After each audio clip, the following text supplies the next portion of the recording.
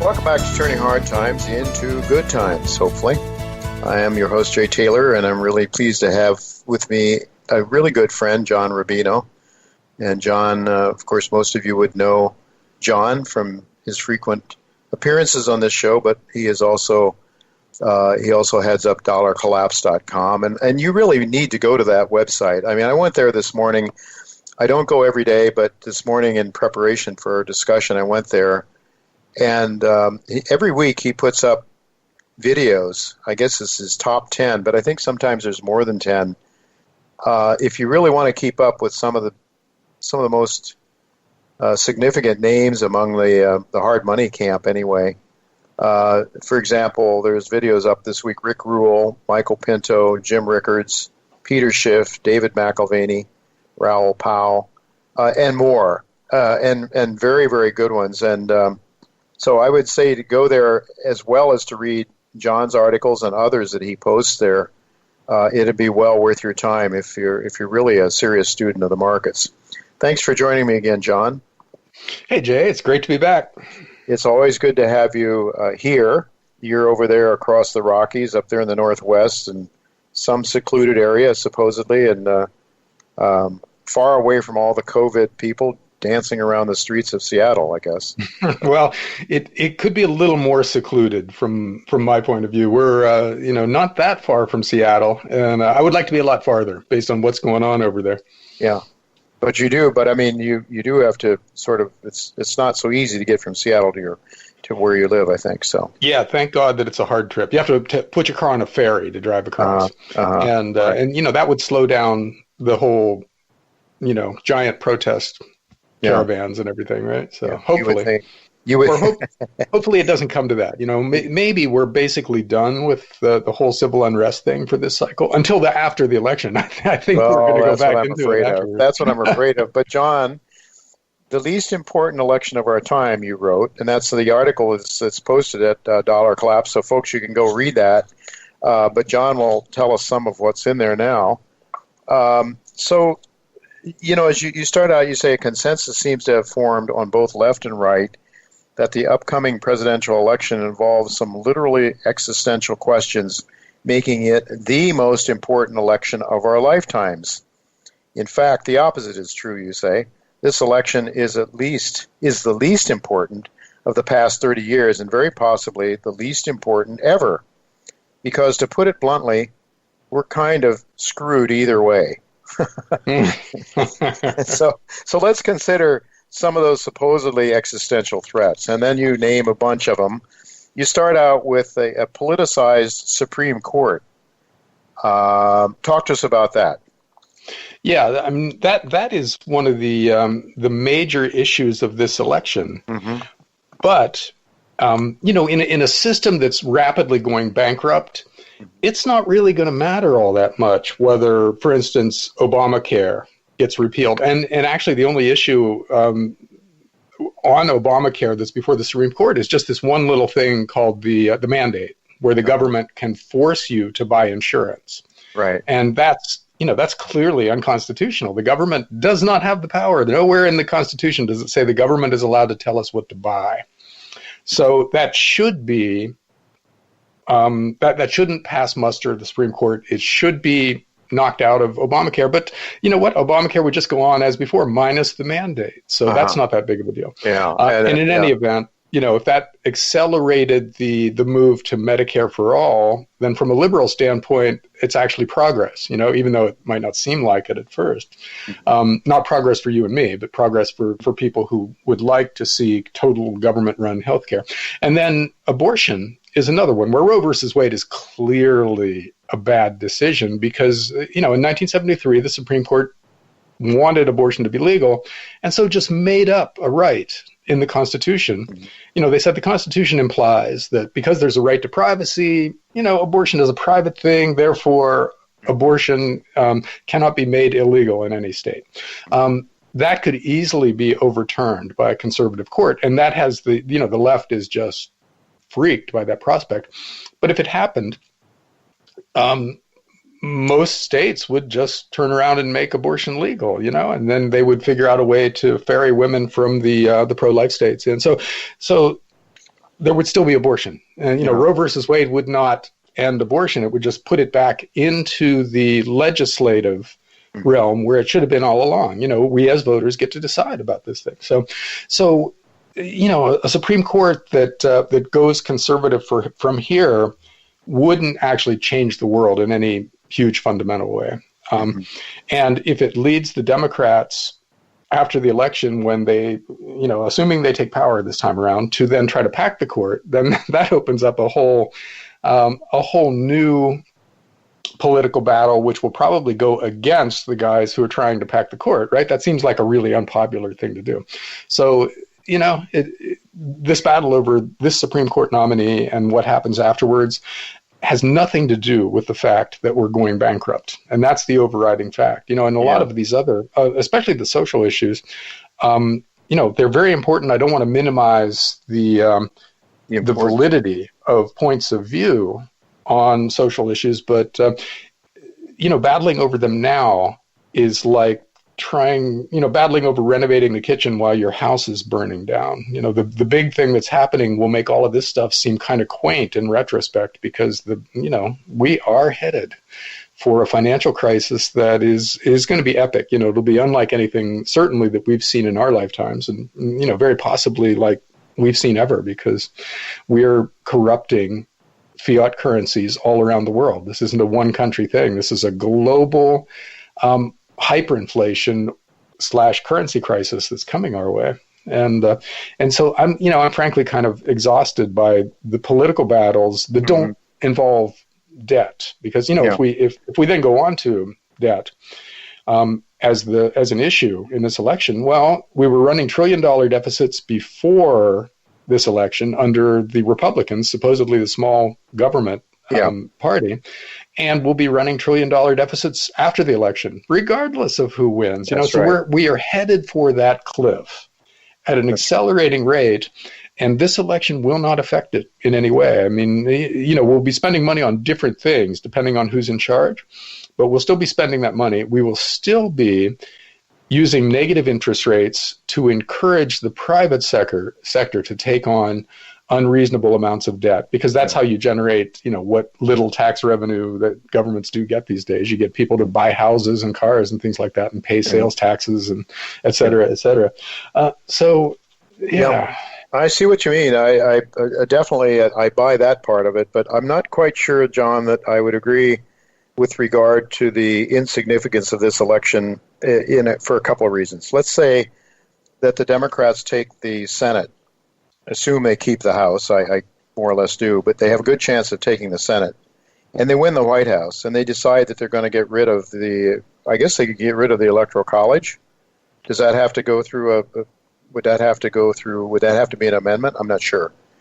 But if they're talking about, they want to get rid of the Electoral College, they want to get rid of the filibuster in the Senate, they're talking about adding 2 more liberal states, so they'd get 4 more senators. They're talking about packing the courts. Now, that one I sort of agree with you on, because you said it's not popular, and I did see a statistic at lunchtime today that I think it was like 60% of Democrats think it's a bad idea. So if that's the case, then maybe that doesn't get done. I don't know. Oh, yeah. But what I fear is that we have a one-party rule. Already the Democrats seem not to be interested in freedom of speech. Any college campus that's dominated by liberals will not allow conservatives to speak. We've seen what has just happened with the strongly the IT companies, the big social media companies, Twitter and Facebook, that are silencing reports from the New York Post regarding the Biden family and what's going on there. You could shut down the First Amendment. The Second Amendment, the Democrats are hostile towards, generally, at least the ones on the left, the furthest to the left, are hostile towards both the First and Second Amendments. And John, if we lose those amendments, I mean, I don't know that they can, but they're doing it. I mean, they're trying to take away the Second Amendment through legislation, through the states, and so forth. So I definitely agree with you on the issue of the economy, that we are in trouble no matter who is president. But it seems to me that on the margin there may be some differences. For example, if you have a Supreme Court that really are made up of strict constructionists, and they're not trying to make legislation. As you just pointed out, they did in Roe v. Wade. But you had someone that tried to stick to the rules, to the laws, to the Constitution. It might make a difference. But on the other hand, I also believe that if you have a country made up of angry people who are hungry, can't put food on their tables, and can't pay their rents, and they're destitute, that probably it won't make a lot of difference. I kind of think that. Well, I agree with everything that you just said about what the Democrats would do if they get into power. It wouldn't be pretty. Yeah, we would end up with a one-party state because they would use demographics. They would weaponize demographics to get elected. But then we would have this one-party state presiding over an epic financial crisis, which, they would get blamed for it. Yeah. Well, and for that reason, it seems to me, a good friend of mine goes to the church I go to, is convinced that it's better. It would be better if the Democrats won the White House, but the Republicans kept the Senate, and maybe that kind of divided government might be better. I don't know. But you have go ahead. Well, I was going to say, I think you could make that case basically for the past 40 years that gridlock is the best possible outcome for the U.S. government, right? Because the less they do, the less damage they do. Yeah, that's what the Founding Fathers wanted. That's why they structured things the way they are. But that's what the Democrats are trying to get rid of. They're trying to get rid of these checks and balances that make dictatorship or one-party rule impossible or very difficult. And so I think that was the genius of our Founding Fathers to set these different checks and balances up. But if you have a Supreme Court that is nothing more than a legislature, then one of those three stools that balance the country, that keep us in check, are gone. A two-legged stool isn't very stable. Yeah. Well, we've already left behind most of the checks and balances that were originally in the Constitution. The biggest was sound money, right? You take that away, and you get all of the stuff that we have right now very obviously. Like anybody who understands human nature would look at the 1971 decision to basically give every government in the world an unlimited checking account. And they would look at that and say, oh, that's probably a bad idea. I bet that corrupts everybody and we end up with way too much debt, and et cetera. And so we got that. So that part of the Constitution is over. Mm-hmm. And yes, money, the dollar is defined in terms of a set amount of gold and silver. So it says that in the Constitution, and somehow they got around it. But that's the tendency of government. It wants to get around limitations on its power, and I think it's the Thomas Jefferson who said that periodically the tree of liberty has to be watered with the blood of tyrants, or tyrants and patriots. But basically, that's the battle that we have left our kids, right? They're going to have to confront a government that is completely out of control and that is doing things that weren't even contemplated as possible in the Constitution. And from the financial and political rubble of that, we're going to have to rebuild something that is viable. And that's really where the interesting argument comes. I think, arguments today are don't lead anywhere because we haven't had the crisis yet. And once we have that crisis, once we're in the depths of it, and people are educating themselves about the nature of money, for instance, and the limitations of government and what are natural rights and what are, entitlements that are granted by the government and how do those things differ. And we have that conversation, and then we an idea forms, at least on one side of the spectrum, that we need to go back to something similar to the original Constitution with limited government and individual freedom and sound money. That's when it gets interesting. But right now, we can say all this stuff, nobody listens. No, that's true. Yeah, nobody's listening too much, and people are. This is why the division, because of the idea of what government is supposed to be, it's almost like on a personal level. A lot of times, people who have issues have to fall upon hard times before they recognize that they need to change and look at things. They're forced to look at things differently, I guess, is what I'm trying to say. John, a couple of other topics in your piece, World War III and the military-industrial complex. Maybe you'd comment on that, because Trump likes to brag about how he has really built up the military again.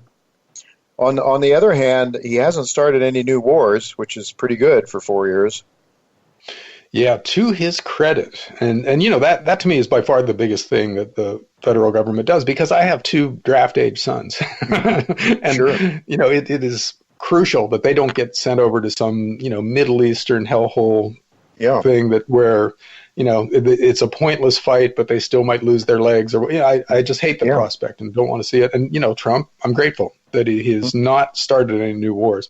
But, you know, it's completely conceivable that within weeks we could be fighting China in the South China Sea or Iran in the Middle East. And, you know, that could happen under Trump, or it could happen under Democrats, except I think the Democrats would probably choose Russia as their World War III opponent. Oh, yeah. Whereas we might choose, or the Republicans might choose China. Either way, there, you know, weapons will be employed that don't even belong on planets. You know, we've got so much power right now that the things we can do are just horrifying to think of. But, you know, it's not clear to me that one side or the other is going to make friends better, you know, then turn enemies into friends. Because right now we're just kind of antagonizing the whole world. And but, you know, Trump, you're right, does deserve credit for the Middle Eastern peace deals he's been able to cut, and for the fact that we have not started any big new wars. So, you know, I think if there's anything that we can say that Trump has done better than the Democrats, that would be it, I think, because, you know, we really have not started anything big and new. And you know, we haven't been able to say that for, 30 years now, right? In most of our adult lives, every 5 or 6 years, we start some new big fight somewhere in the world. Well, 5 or 6 if Trump is reelected.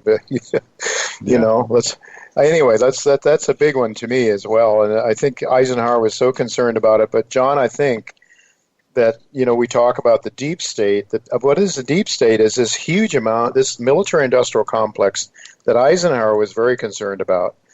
And, you know, my friend Jeff Deist, who was Ron Paul's chief of staff during Ron's run for the presidency the last time, he talks about each of these big departments, you know, federal departments are so big and powerful. They have so much, there's more power than the president has, essentially, each one of them in some ways.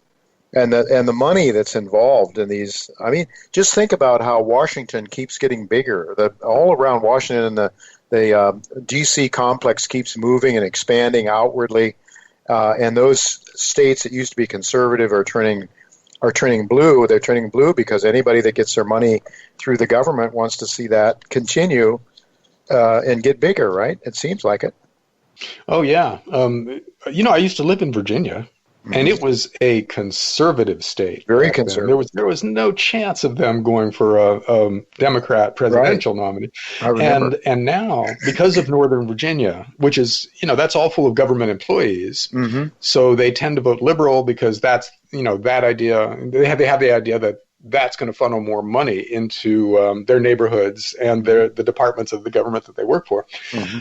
So suddenly, Virginia is a blue state, which is just amazing, you know, but that's how it works. You know, the government is just expanding, and this is happening under Trump. Oh yeah. He did not cut the size of the government. Well, so I mean, we're seeing Trump just not concerned at all about, well, however many trillions it takes, just throw the money out there. And this is what you were saying, that at some point in time when we're forced to think seriously about money, this thing is going to come to an end, and that's you know, that's it. I mean, a lot of these things that you talked about sort of overlap. For example, rampant corruption is another topic that you mentioned. It seems to me that could overlap with all these other government expenditures too, because as you just said, people vote their pocketbook, and if the government can you know, expand their programs, and they can, you know, if you're sitting in a corporate setting that depends on government spending, you know, you like to see everybody doing well in that corporation, so you're just all in favor of it. So it's like not something that people necessarily consciously engage in. They're probably convincing themselves that these military weapons that they're producing is good in defending America. So There's always Well, that. I mean, there's always a rationale for the growth of government, but by definition, the bigger government gets, the more corrupt it gets. Because Yeah. if it has a lot of goodies to hand out, people will find a way to game the system to get those goodies.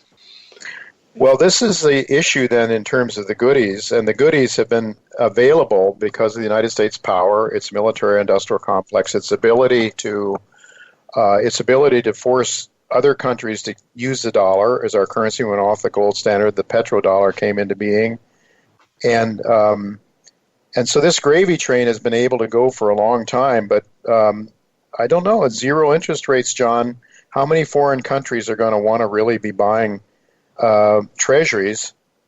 I mean, I don't know. Do you see some risk for the dollar ahead of us, perhaps, because of this? We have negative real rates now. Negative nominal rates could be coming. Yeah, well, they will have to, because in the next crisis, whatever it is, if the economy doesn't speed up after the coronavirus, or the coronavirus doesn't go away sufficiently, or we have the next war or the next stock market crash, any of those things will force the Fed to act. And it's really got a limited set of tools right now, right? It can create a huge amount of new currency and buy a bunch of bonds, but it's already bought most of the bonds. It was buying junk bonds. Yeah. Just recently, and it'll have to buy equities and it will have to push interest rates down dramatically, and so all of this stuff is still happening, and you reach a point where you've bailed out everybody in sight, and you've shifted the pressure away from, for instance, Illinois' pensions, which are bankrupt and will have to be bailed out soon, over to the currency. People start to realize that, oh my God, my house price is going up dramatically, and I tried to buy a used car and it was 50% more than I thought it was, and things are going up in price, which is the same thing as saying the currency is going down in value. And then you get the Austrian economics crack-up boom, right? When people bail on the currency. And then the government has no more tools with which to manipulate these markets and to encourage us all to take on more and more debt, and the system breaks down. And my point with this article is that that's what we're headed for. And that's when you get, all the stuff that we're worried about now, like a dictatorship, because when the system spins out of control, historically, I mean, this has happened many times in the past, and governments always act irrationally when they panic. And that's when you get people desperate for strong leadership, and governments who just want to stop the bleeding somehow, even if they ignore the Constitution to do it. And so that's when the potential for dictatorship becomes real, not after this election when people are worried that Trump's not going to, accept the vote or anything like that. Yeah. But in the next crisis, it's completely possible that we get martial law that's very open-ended, where the government just suspends civil liberties until the crisis is over, and the crisis doesn't end for a long time, and that's basically it for American democracy. And that's what you get when you screw up your finances. So this is a huge deal. This isn't just, we'll have a couple of weeks of inflation and we'll make some money in the gold market, and no, this is going to be much bigger and much more protracted. Although we will make lots of money in gold if this happens. That's the only upside. What you'll do is keep some wealth. I think that's better put. Is you'll keep some wealth if the government allows you to keep your gold. That's another issue, of course, too. But it was taken away, or it was required to turn it in under Roosevelt. So there's a precedent for that. Well, John, I'd just like to tell our listeners you also had some interesting comments on the environment, and solar is really picking up. I know that you actually wrote a book, maybe you co-authored a book, or you were involved with a book that had to do with the environment. So I know that you're quite interested in that, and you point out that solar is really becoming very efficient and is eating into the to the fossil fuels. Yeah. Well, my point was the whole Green New Deal thing will be mostly taken care of by the free market as new technologies come along that replace older, dirtier technologies. And solar is really the most interesting one in the energy sector. Electric cars are very interesting too. Battery technology in general is going to make a huge difference. And when a technology's time has come, it doesn't matter what the economy is doing. It doesn't matter what the political system thinks. The private sector takes care of it. And that's where it is with solar now. Solar has gotten cheaper year after year after year, to the point where it has crossed the line of, for instance, coal-generated electricity. It is now cheaper than that in more and more places. So people are just buying it. And so it will replace a lot of fossil fuels, which will go a long way towards the goal. We're going to have to leave it go at that, John. It's fascinating stuff. People, you need to go to dollarcollapse.com. You can read John's article and more than we were able to get to today. Thanks so much for being with us, John, and we'll look to do it again sometime in the near future, hopefully. Thanks, Jay. I'd like that.